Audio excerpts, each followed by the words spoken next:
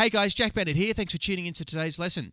Today I'm going to show you how to play the fill I was just playing there at the introduction. It's basically a fill using a really fast double stroke roll with the right hand and a fast double stroke with the right foot. And it uses 12 notes inside every beat. And that's a little bit different. Oftentimes when you're playing a flashy fill or a fast fill, you're dealing with maybe 30-second notes, which are 8 per beat, or 16 triplets, which are 6 per beat. It's not that often that we play 12 inside a beat. So it's got a really unique counting about it. And you can do some really interesting things too as far as getting sort of unusual phrasings with it, depending on whether you're sort of going clockwise, anti-clockwise, or even moving back and forth. You get some kind of polyrhythmic sounding stuff. Now, something that I go over really heavily in how to clean up your drum rolls is the ability to play a really clean double stroke with either hand. And this really demonstrates why that's so important. A lot of people, I'll say it again, a lot of people have kind of like the bounce method when they play a double, and that's where they play a stroke and just let the stick bounce. The problem with that is that you get kind of like a softer, sometimes out of time second stroke. Like if you're going, you can't hear the second stroke, whereas if you use the back three fingers to snap that second one in,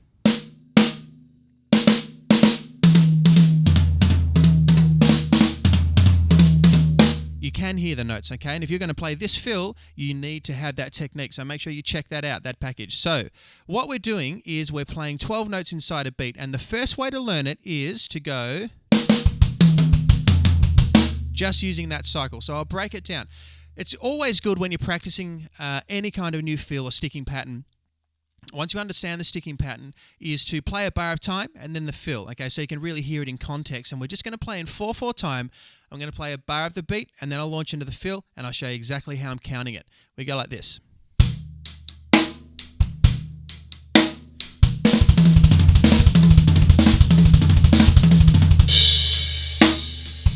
Okay, so what we're going to do to start with is just get the right hand moving in time. Just get the arm moving in time. What you do is you start by just playing regular triplets with the right hand. So you go nice and slow, 1 and 2 and 3 and 4 and 1. Okay, or you could end the 1 on the crash.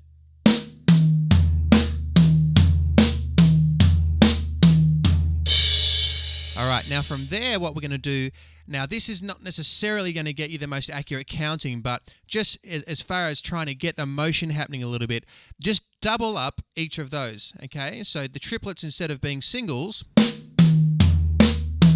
are going to become...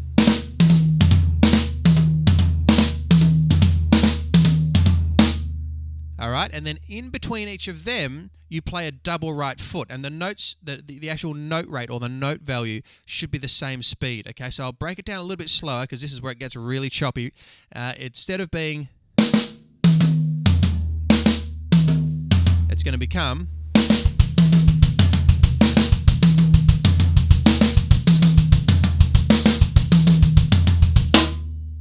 All right, so just speed that up, and that's the fill, right?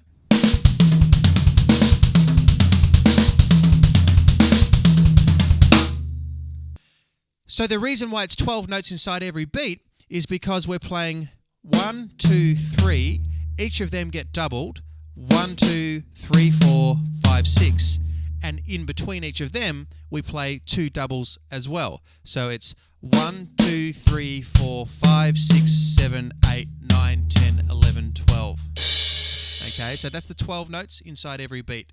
So I'll do it a little bit faster, and I'll count the beats this time so you can see how it relates to 4/4 time. 1, 2, 3, 4, 1. Okay, that's it.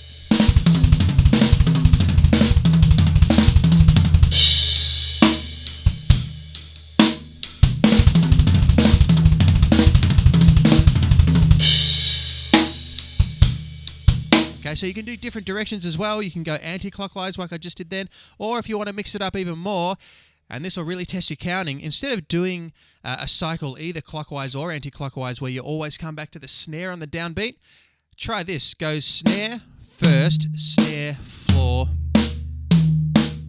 Okay, do that sequence where you're constantly coming back to the snare, and that'd be like this.